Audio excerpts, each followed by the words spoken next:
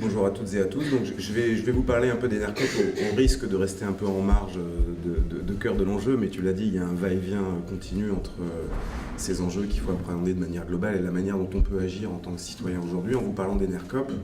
Et puis peut-être en rebondissant sur deux, trois éléments qu'a évoqué Maxime, la question de la gouvernance, la question de la place du citoyen. Tu as évoqué aussi la qualité des emplois qui me paraît aussi un sujet important. Donc, comme on l'a dit, Enercop est un fournisseur d'électricité. Peut-être que tout le monde n'est pas encore client d'Enercop ici. Il y en a qui ne sont pas clients encore. Ouais, pas beaucoup. Ouais, quand même. Ouais. Donc Enercop, son métier, c'est de fournisseur d'électricité. Ça veut dire quoi? Ça veut dire que vous, particulier, cette maison, des canaux, une collectivité, une entreprise peut choisir de s'alimenter en électricité chez Enercop plutôt que chez l'un de ses concurrents. Et nos spécificités, elles sont de trois domaines, trois ordres. La première, c'est qu'on fournit de l'électricité d'origine 100% renouvelable. Qu'est-ce que ça veut dire? Ça veut dire qu'on n'achète pas de l'électricité sur un marché où il y a de l'électricité grise. Vous savez qu'en France, la production d'électricité est à peu près 75% nucléaire. Nous, on choisit d'acheter notre électricité à 130 producteurs, hydrauliques, éoliens, photovoltaïques, qui nous vendent leur électricité. Et nous, en retour, on la vend à nos clients. Quand Enercop s'est créé il y a un peu plus de 10 ans, effectivement, on était le seul fournisseur d'électricité 100% renouvelable. Aujourd'hui, c'est en train de changer et c'est une bonne chose. La plupart des fournisseurs d'électricité ont une offre verte, mais cette spécificité d'acheter directement aux producteurs, elle reste la nôtre, elle reste unique et j'y reviendrai tout à l'heure. La deuxième spécificité d'Enercop, c'est d'avoir choisi un statut coopératif, donc plus spécifiquement une société coopérative d'intérêt collectif, SCIC. Et pourquoi on a choisi ce statut, ce mode de gouvernance? C'est que ça nous permet de mettre ensemble, autour du projet, l'ensemble des parties prenantes. Les producteurs en amont, les consommateurs en aval, les salariés qui contribuent à la vie de l'entreprise au quotidien, les collectivités locales ou territoriales avec lesquelles on est amené à travailler, des acteurs de l'ESS, de la finance solidaire qui travaillent avec nous, et on met toutes ces personnes autour de la table et qui contribuent à la gouvernance d'Enercop. Aujourd'hui, on a 27 000 sociétaires, c'est-à-dire 27 000 personnes qui ont pris au moins une part au capital d'Enercop et qui élisent leurs représentants dans des conseils d'administration des coopératives. Et ce sont ces représentants-là, ces administrateurs-là qui fixent la stratégie. Ça, c'est très important pour nous. On dit, comme beaucoup de gens, que la transition énergétique sera citoyenne ou ne sera pas citoyenne. Mais pour que les choses changent, effectivement, il faut pouvoir agir en conscience, il faut pouvoir comprendre qu'allumer un interrupteur, ça n'est pas anodin, consommer 1 kWh, ça n'est pas anodin, et qu'en amont, il y a des producteurs, il y a un circuit de distribution, il y a des réglementations, il y a tout un tas de codes et tout un tas de fonctionnements qu'il faut pouvoir s'approprier et comprendre pour pouvoir agir concrètement sur la chaîne de valeur. La deuxième spécificité d'avoir choisi un modèle coopératif, c'est qu'on est à lucrativité limitée. On n'est pas là pour faire du pognon, on n'a pas d'actionnaires à rémunérer, on n'a pas des fonds de pension ou des structures financières qu'on doit rémunérer, on n'a pas de contraintes de croissance à tout prix avec des objectifs de rentabilité. Et ça aussi, c'est important parce que ça nous permet d'envisager les choses sereinement. Ça nous permet, quand on fait du profit, de le réinvestir totalement dans le projet. Et ça nous permet de ne pas reproduire ce qu'on a connu avec d'autres types de systèmes énergétiques, et notamment le nucléaire, notamment le fossile.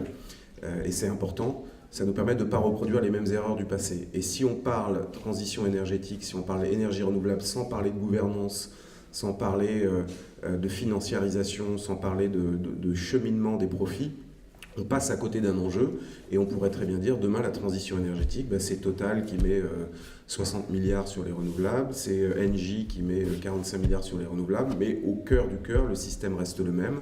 C'est-à-dire que tout ça est fait pour rémunérer des fonds particuliers et puis pour ne pas changer la façon de travailler ensemble.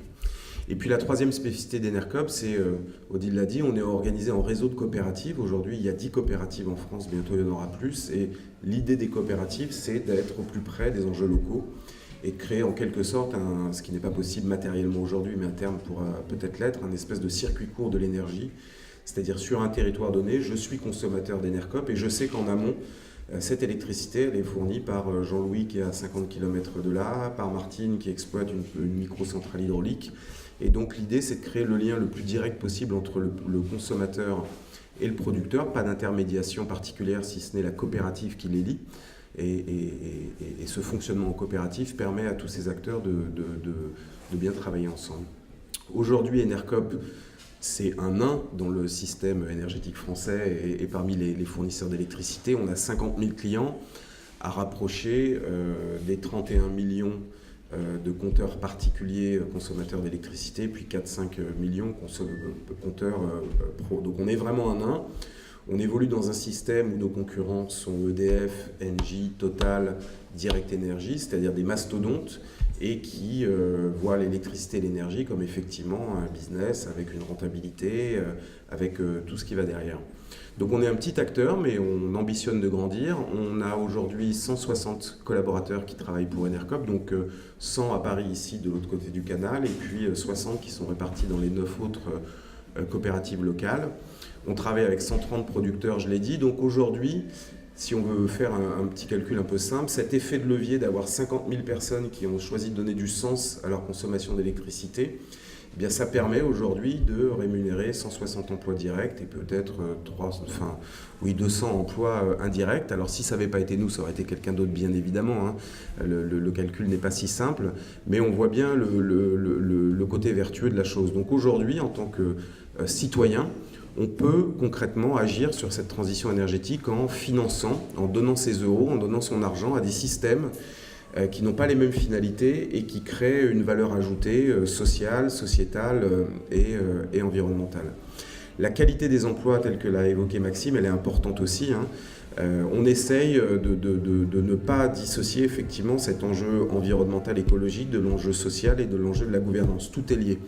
Et nos collaborateurs, je l'ai dit, sont également administrateurs d'Enercop. Nos collaborateurs participent à ce projet et le font vivre au quotidien. Nos collaborateurs ne sont pas uniquement dans des bureaux à faire de la relation client ou à générer des factures. Ils sont en contact direct avec les producteurs, avec les consommateurs, et on essaye de créer cette communauté autour de cet enjeu qui fait que les emplois qu'on crée, ce sont des emplois conscients. Voilà, les gens qui viennent chez Enercop n'y viennent pas par hasard. Ce sont des emplois avec une relative qualité de vie. On essaye aussi, dans les conditions de travail, dans les conditions de rémunération, d'être le plus vertueux possible. Et ce sont des emplois qui sont très clairement en devenir. Et l'enjeu qu'a évoqué Maxime, c'est-à-dire cet enjeu de transition des emplois, cet enjeu de formation, on y est assez sensible.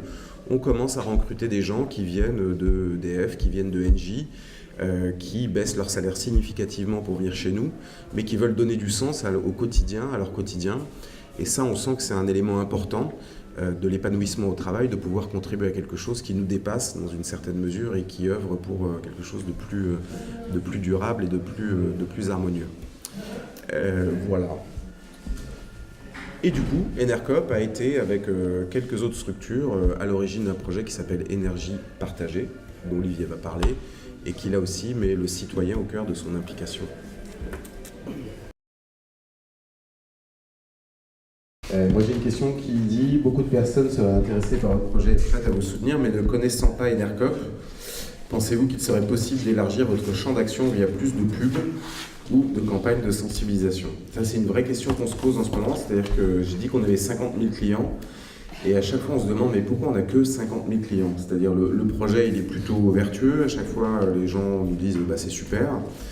Beaucoup de gens disent je vais franchir le cap et en fait on ne le franchit pas mais parce qu'il y a un frein psychologique et c'est compliqué de changer de fournisseur d'électricité dans la tête. En fait c'est très simple.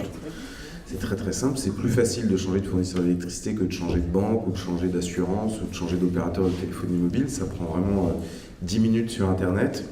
Mais c'est vrai qu'on a un déficit de notoriété et qu'on n'est pas connu. Alors c'est lié à l'histoire d'Enercop, hein, c'est qu'on est une structure plutôt militante et que communiquer, voire même vendre, c'est un peu vulgaire, quoi. Donc voilà, c'est dans la culture. Viens chez Enercop, qui connaît Enercop, faut mériter le truc. Et là, on se dit bah non, en fait, il faut vraiment franchir un cap, un seuil. Parce que 50 000, c'est pas beaucoup. Et je l'ai dit tout à l'heure, il y a à peu près 35 millions de lieux qui consomment de l'électricité en France. Donc, c'est vraiment même pas une goutte d'eau, quoi. C'est une poussière d'eau. Et donc, il faut qu'on soit plus nombreux parce que le risque, effectivement, c'est que les renouvelables se développent, que nous, finalement, on n'arrive pas à suivre le rythme parce qu'il y a de la concurrence et qu'on n'a pas les moyens d'investir et que finalement on disparaisse ou on fasse comme toutes les structures un peu de l'ESS qui sont un peu innovantes, qui sont un peu dans l'innovation sociale. C'est-à-dire qu'on reste petit et puis voilà, on ne crée pas d'effet d'échelle, on ne crée pas de levier de changement. Et le risque, c'est que ce soit les gros acteurs qui investissent massivement dans les renouvelables, mais comme je l'ai dit tout à l'heure, qui reproduisent les mêmes erreurs. Ça veut dire que ça va être le même modèle économique, ça va être une gouvernance opaque, ça va être une non-consultation des territoires des citoyens. On va imposer un modèle. Donc certes, on aura répondu à un enjeu climatique et environnemental, mais on n'aura pas du tout traité le fond du fond, qui est l'appropriation citoyenne, la gouvernance, le circuit économique, et voilà. Donc pour répondre à la question, on essaye de communiquer plus, on s'appuie beaucoup sur les réseaux desquels on est proche, hein, donc Alternatiba, Attac, Roosevelt, tous qui sont là, mais plein d'autres aussi. Mais c'est pas suffisant. Donc voilà, on réfléchit, on aimerait faire plus de pubs, plus de com, on aimerait être plus visible. Voilà, j'ai pas de vraie réponse à la question, si ce n'est que pour nous c'est un enjeu majeur et que si on reste petit et inconnu, ben, on sera passé à côté de quelque chose. Voilà. Moi, j'ai une question un peu technique sur Enercop, mais je veux juste rebondir sur le fait que nous, depuis 2 ans, on répond à des appels d'offres de collectivités et on les remporte. Et donc, c'est Nantes, Lille, Angoulême, Brest, récemment un lot de 32 écoles HQE à Paris. Et en fait, la manière dont on est compétitif dans ces appels d'offres, c'est la pondération des critères. Donc, il y a généralement deux types de critères, le prix et la qualité écologique de l'offre. Et quand on regarde ce que font les collectivités pour soutenir cette qualité écologique, d'abord ils surpondèrent ce critère par rapport au prix, et puis ensuite ils parlent de traçabilité. Voilà. Et donc ils essayent, sans trop contrevenir aux règles que tu dis, de faire apparaître en quoi la traçabilité, donc le cheminement de l'électricité qui arrive pour alimenter les sites, est la plus locale possible. Mais c'est vrai, c'est effectivement une super gymnastique de pouvoir le dire. De la même manière que c'est compliqué de dire que dans un appel d'offres de collectivité, on va soutenir une structure de l'ESS ou à lucrativité limitée, et ça aussi c'est une absurdité, parce qu'on est bien dans l'intérêt général et dans la relocalisation de l'argent, de pouvoir dire moi je choisis de travailler avec un fournisseur ou un prestataire qui va localement redistribuer l'ensemble des profits. Il y a une question un peu technique qui dit Enercop utilise les infrastructures EDF, point d'interrogation. Je vais répondre à celle-ci. Donc en fait, dans le marché de l'électricité en France, il y a la production, donc les producteurs, il y a les consommateurs, et au milieu, il y a un réseau de distribution. En fait, il y en a deux, hein, RTE et Enedis, qui s'appelait ERDF, donc c'est pas EDF. Et c'est un monopole aujourd'hui. Donc effectivement, aujourd'hui, quel que soit le producteur, que ce soit une centrale nucléaire, une toiture photovoltaïque ou un parc citoyen éolien, ils injectent leur électricité dans un seul et même réseau, qui est Enedis, ERDF, et ensuite les électrons, ils vivent leur vie. Et aujourd'hui, on ne peut pas tracer la vie des électrons, et on ne peut pas, en étant consommateur, s'assurer qu'on n'a que des électrons verts, éoliens, et pas d'électrons nucléaires. Donc aujourd'hui, et il faut le dire, hein, que vous soyez client chez Enercop ou chez EDF, en gros, le mix énergétique qui va arriver chez vous, il est le reflet du mix énergétique français, c'est-à-dire à plus à 75% nucléaire. Donc ça aussi, c'est dans une certaine mesure une bonne chose, c'est-à-dire que le fait que les infrastructures soient gérées de manière saine et peut-être par l'État, c'est une bonne chose parce que ça évite tout un tas de biais, voilà. Mais quand on regarde ce qui se fait ailleurs, et Olivier parlait de l'Allemagne tout à l'heure, il y a beaucoup de boucles de distribution locales qui sont gérées par les citoyens et qui permettent d'expérimenter des choses un peu différentes. Quand j'ai parlé de circuit court de l'énergie, nous on souhaite ça, mais de facto on ne le fait pas parce qu'on n'a pas les moyens de localiser ou d'avoir un circuit de distribution qui peut être différent de celui d'Enedis. Donc effectivement aujourd'hui, la spécificité française, c'est que quel que soit votre fournisseur d'électricité, tout transite par ERDF, le réseau de distribution, et d'ailleurs c'est votre compteur, jusqu'à votre compteur, c'est Enedis qui distribue l'électricité. Enedis étant une filiale d'EDF, EDF étant à 85% détenu par l'État. Et la deuxième question, c'est s'il y a trop de clients... Ouais. Avec Enedis qui n'est pas toujours de bonne composition, ouais. Pour étendre, par exemple, moi je suis actionnaire d'une centrale photovoltaïque villageoise dans le village à côté de la Route, où on avait la volonté d'étendre cette centrale photovoltaïque. Et la première réaction d'Enedis, ça a été de nous dire « Ah ben non, là ça ne va pas être possible. Ça ne va pas être possible parce que sur le territoire, vous ne consommez pas assez. Et comme vous ne consommez pas assez d'électricité, si vous envoyez trop d'énergie renouvelable dans cette partie-là, on ne va pas savoir la renvoyer sur le grand réseau. Et donc du coup, on aura un vrai problème. » Techniquement, quand on regarde les choses, on sait que on n'est pas à cette limite-là, ils pourraient aller plus loin. Et ils utilisent cette limite finalement pour brider, en tout cas dans ce cas-là, on va arriver certainement, ou pour nous vendre l'installation de bagnoles électriques dans toute la commune, alors qu'elle n'a pas forcément un intérêt majeur à ce stade. Mais du coup, l'importance de maîtriser ces questions techniques pour pouvoir, sur le terrain, batailler contre des gens qui ont des arguments un peu limités.